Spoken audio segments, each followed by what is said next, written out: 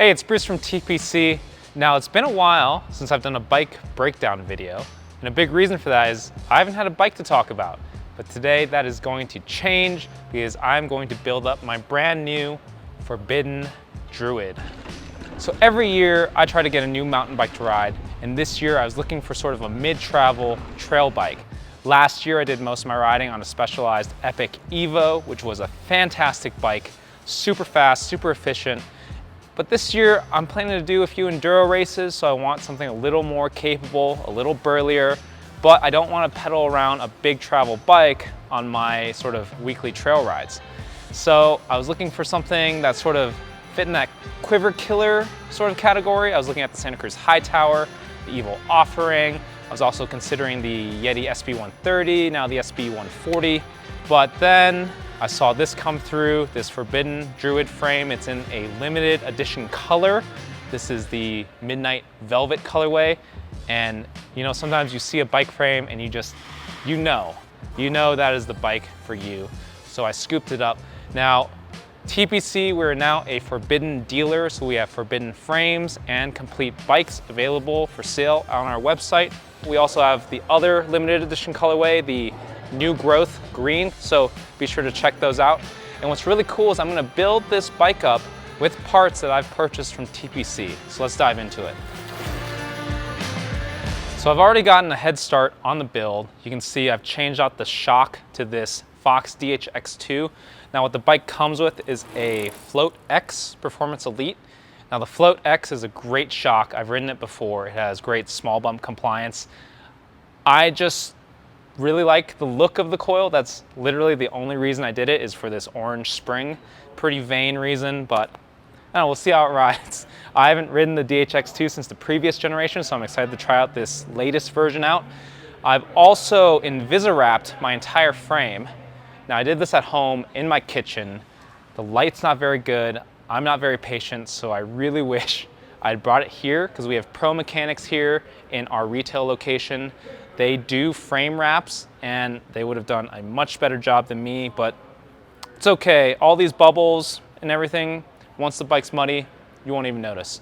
The other thing I've done is I've pressed in the headset cups already. The frame doesn't come with a headset, so I bought a Cane Creek Hellbender, and I've also installed a bottom bracket for my cranks, and we're gonna move on from there. I think the next thing to talk about is the fork. I guess with a mountain bike, the fork is pretty important, right? So this is one of the 2023 Fox 36 factory forks. We have these in stock at TPC. It is 150 millimeters of travel, 44 millimeter offset. The Forbidden Druid is designed to run a 150 millimeter fork that sort of pairs well with the 130 millimeters of travel in the rear. I like these 2023 Fox 36s because, you know, they have this nifty sort of screw-on fender. It's a lot cleaner looking than the sort of zip-tied marsh guard style fenders you see. What's also really cool about these new 36 forks is the floating axle. And it's hard to see, but there's like a floating piece in here that you, when you install your wheel, you tighten this down, and basically that makes sure your lowers are like perfectly aligned with the stanchions, so the fork is as supple as possible. So we're gonna install this first. I've already got the crown race hammered on. I'm going to put it in here with the headset bearings. I'm gonna measure it with my stem and cut the steer tube. So let's do that. Oh wow, so that top cap can actually just hold the fork in, that's cool. So I'm gonna put my bar and stem. Now these came off of my old bike. These bars have been on probably 4 bikes now. They're still kicking. They are Race Face Next R carbon handlebars, 35 millimeter carbon handlebars. This is a Race Face Turbine R stem. You know, I like the way they look. I generally run carbon bars because I like the way they feel. Here's the thing too, I always run my stem slammed. So I'm gonna cut the steer tube with the stem there, but I'm gonna actually leave a little bit extra just in case you know, you never know. I might hurt my back. I might do something super steep and need to raise the bars a little bit. So I'm gonna cut it a little bit higher than that. You can see I have my entire build here in this old helmet box. I basically took the drivetrain off my old bike and I'm gonna put on this new frame here. One reason I was really interested in the Druid is because it has that high pivot suspension. If you look at the frame, you'll notice it had that idler pulley. And basically, with high pivot suspension, as the name sort of implies, the pivot is higher than, you know, the rear suspension pivot you would see on most bikes. And what this does is it creates like a more rearward axle path. Now it's desirable because it makes it easier for the rear wheel to get out of the way when it hits bumps, square edges, stuff like that. So you get a really supple feeling rear end. I'm really excited to try it out. I've never actually ridden a high pivot bike before.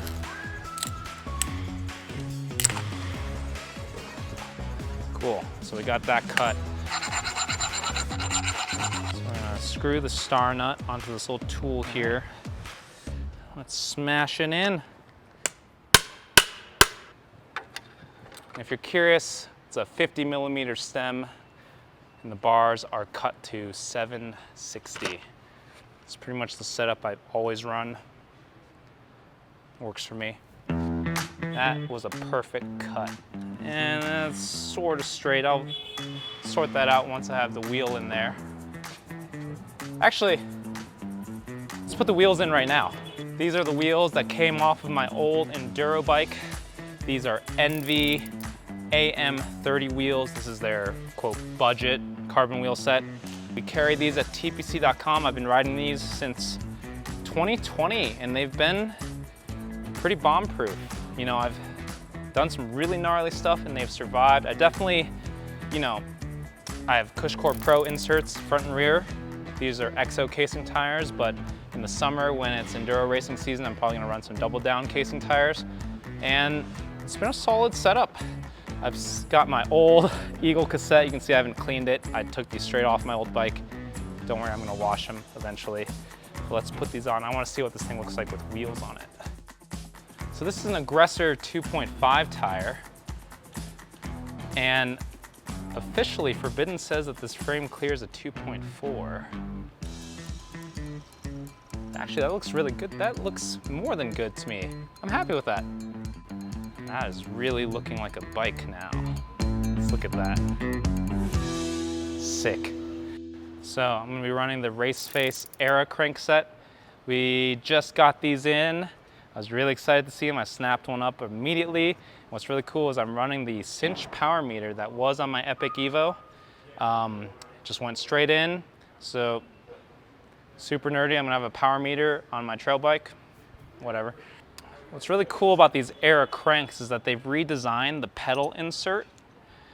Sort of the older generation Raceface cranks had some issues with the pedal insert loosening, but they've redesigned the insert on this Era crank set so that, you know, there's a lot more sort of contact with the carbon. So it's like a U shape in there and there's a lot more carbon bonded to it. So it's not gonna come loose. It's also gonna take some impacts better, I think. And I also personally really like this sort of stainless steel shield they put on the crank arm. My right crank arm, my drive side crank arm, I always just rub into oblivion just because of the way my feet are. Yeah. Use a torque wrench though. And that is a crank installed. You know, I pretty much have a rolling chassis, so the only thing I need to do now is do the brakes and the drivetrain. So let's do the drivetrain first. Here we go. Look at that. That is a well-used derailleur right there. And I think it's got a few more lifetimes in it. Now this derailleur has had a hard life. I think I bought this thing back in like 2016 when Eagle first came out. I bought it for my first Santa Cruz high tower. This might be the 7th bike this derailleur has been on, which is pretty crazy to think about. It's still kicking. Let's do a little dab of grease Okay. Now we gotta route the shifter. Let's do this. Do you know what I'm gonna do? Is I'm gonna use this old cable to see how easy it is to route. I actually have no idea how easy it is to route the cables through this frame. I'm gonna test that out. Okay, so there's no tube-in-tube routing, so it's just gonna have to go in this way and then come out that hole. Definitely my least favorite part about building new bikes. Let's see. So this is a cable routing kit, Park Tool. Super useful. I'm gonna see if I can just catch this old cable with this magnet. Let's try and go from the other direction, guys. Let's see. Oh yes, oh yes. Oh yes, okay. We're in. I'm stoked, I didn't have to use the full kit. Here's what I'm gonna do, is I've got my new housing here. I'm gonna use this sort of old cable as a guide to run my new housing through the top tube. So let's do that first.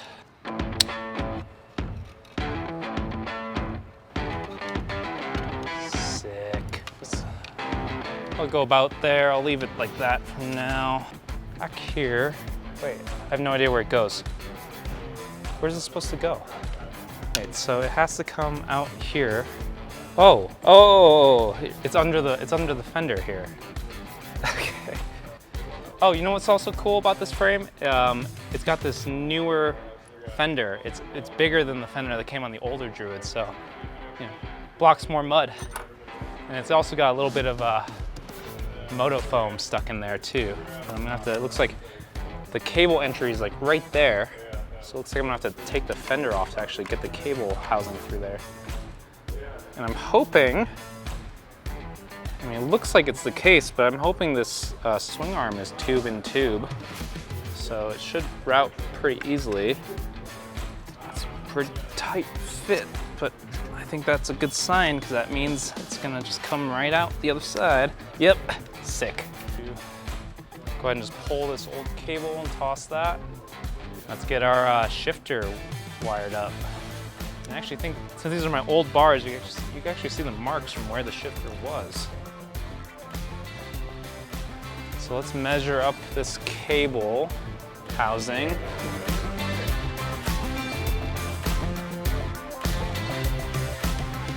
I mean, there's no reason it needs to be long enough for me to spin my bars this way. I mean, if this happens in real life, I've crashed and I'm having a bad time, but I just don't want to like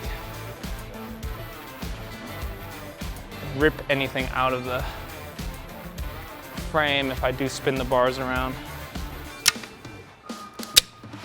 Now it's when it gets really exciting because I gotta put the chain on. So because these Forbiddens are high pivot, to sort of help with the chain retention, there's this lower sort of chain guide, bash guard thing. And you see it's got a little pulley here to, you know, get a little more chain wrap. So I gotta get this on the bike. So looks like I'm gonna need a few spacers. I might have to take the crank arm off to install this. Sort of eyeball if this is what we want first.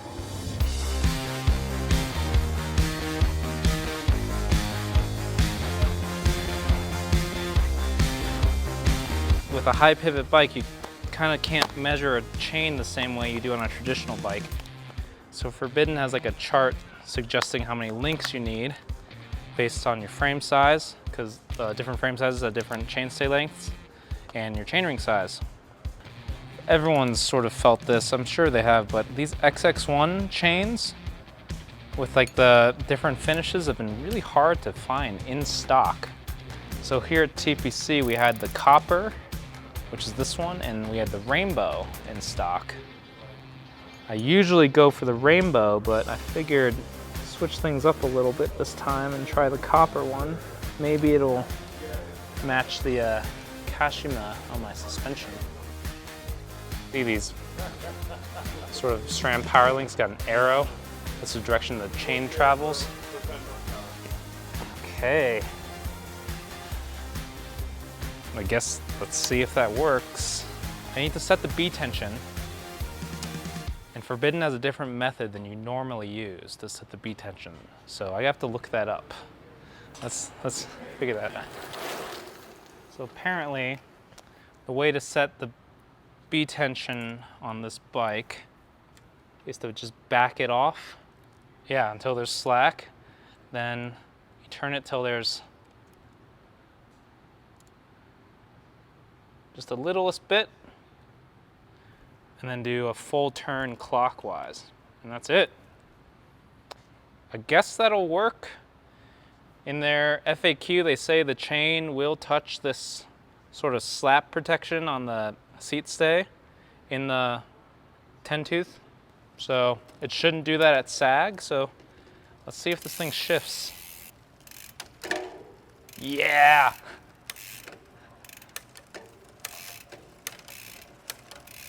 Oh, it's so exciting. That's so satisfying. It's almost a working bike.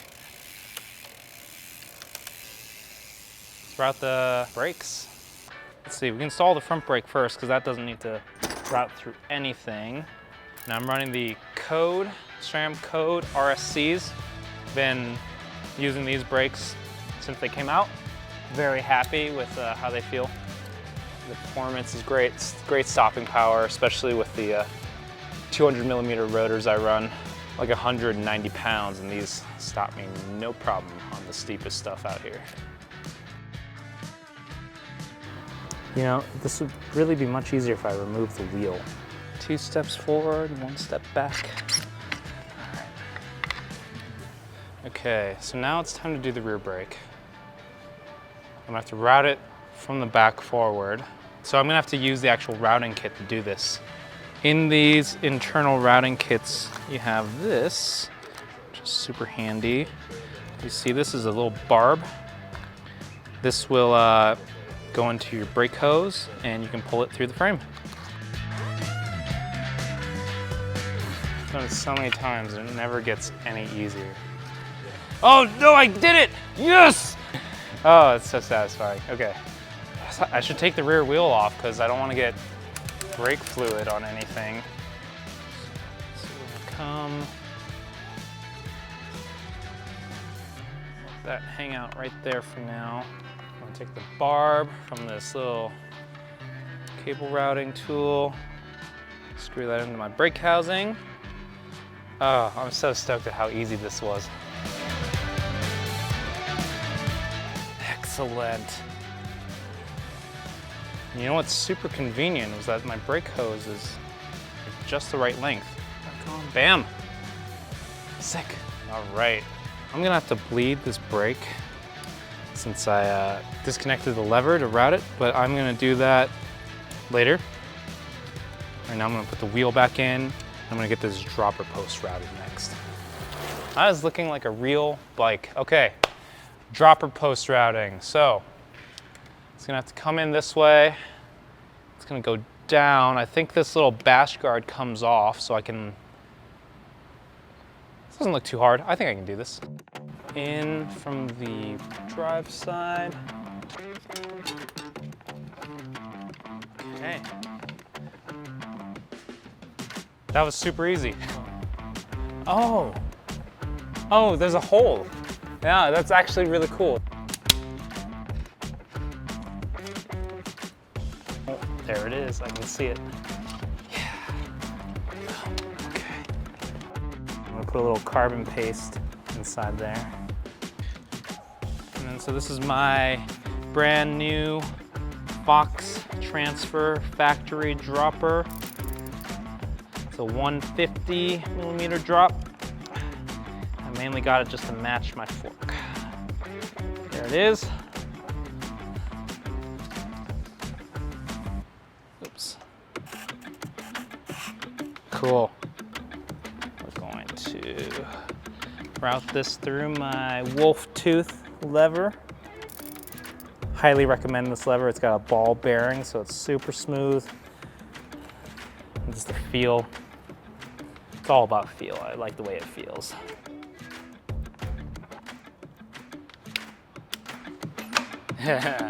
Put the saddle on, put the pedals on, and I have a bike. This is a Physique, what is this called? The Vento Argo. This is probably my favorite saddle. I've been running it for years now.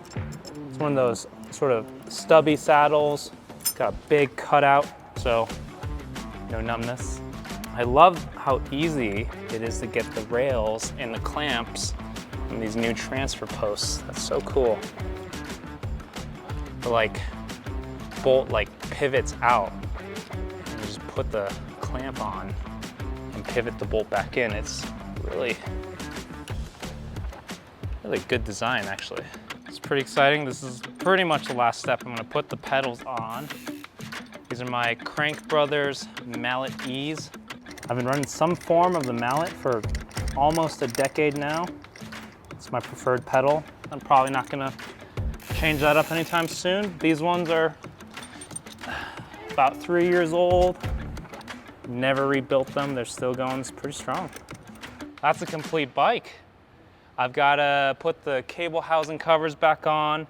Got to bleed the rear brake, but I'll probably do all that when I get home. You know what I think we should do? I think we should weigh it. Wow, 34.5 ounces. So it is lighter than my old enduro bike. My old enduro bike was 37 pounds, but this is definitely not a weight weenie build. It's got a coil shock. It's got Cushcore Pros in the wheels. So I'm happy with that.